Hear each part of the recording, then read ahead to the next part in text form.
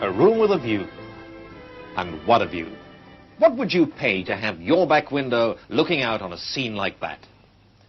Well, if you happen to live in Commercial Street, Scarborough, you could have it all for the very modest sum of just a few pennies a year.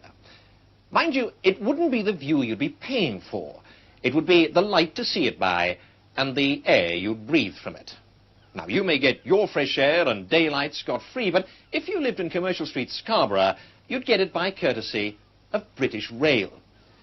You see, that land out there belongs to British Rail, and they claim that the light and air which filters through these windows along this street comes directly off their property. And for the privilege of enjoying that light and air, they've been charging the residents on the street an annual fee for over 100 years. But if you think that's odd, what's even odder is that the residents have actually been paying it, at least until recently, when British Rail decided to put up the fee from 1 shilling or 5 new pence to £1, an increase of just 2,000%. I had an interview with a railway official at York, and he told me that the railway gave us light. I don't quite understand that. The light that comes in your window is by courtesy of British Rail. And I said no, it was not. But he said that the railway, we were on the railway, they looked over onto the railway property, and therefore they gave us light. What would they do if you didn't pay a shilling? Why, they're supposed to, they said they could make us board windows up. So if you didn't pay this fee each year, they could come along and board up your windows? No, they couldn't come along, but they could they put it in that they could make us board them up. The law could make us board them up, you see. Or alternative, they would put a big, well, not a shed, but they could put a big palisading up there, I suppose, if they wanted to be awkward. To block the daylight off? To block the daylight off if they wanted to be awkward, I suppose, same as they did that shed. Mind you, not all the houses on Commercial Street pay the fee. Some of them have been specially constructed without windows to get around the railway's regulations.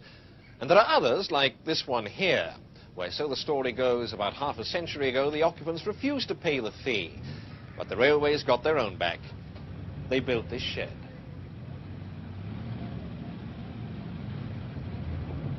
Under the law of this land, an owner of property is entitled to receive light only from perpendicularly above his property. He's not entitled, as a matter of right, to receive light laterally across the land of another. So the light that comes down on the top of my head I get for free, but if it comes at me sideways, it belongs to British Rail?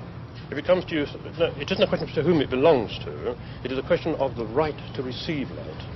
Only that. Right. But couldn't it be argued that if the sun is in a certain position in the heavens and if the wind is in a certain direction, you could be receiving light and fresh air from Commercial Street? This has nothing to do with the point at issue. The point at issue is simply that, as they are our neighbours, and we have to protect our rights to build on our land at any time in the future, we have the right to prevent our neighbour from acquiring an uninterrupted access of light. Now, this can be obtained by a neighbour if he has the windows receiving light uninterruptedly for 20 years. And it's necessary for us to protect ourselves by interrupting that light at least once every 20 years. That sounds terribly complicated to me. What would you do if one of these residents, and what could you do if one of these residents said, no, I'm not going to pay any annual fee of 1 shilling a year or whatever it is? Well, there are 3 ways in which a landowner can protect himself. He can either actually construct a physical hoarding which obstructs the light to the windows, and provided he does this for 1 year out of every 20, then that protects his rights.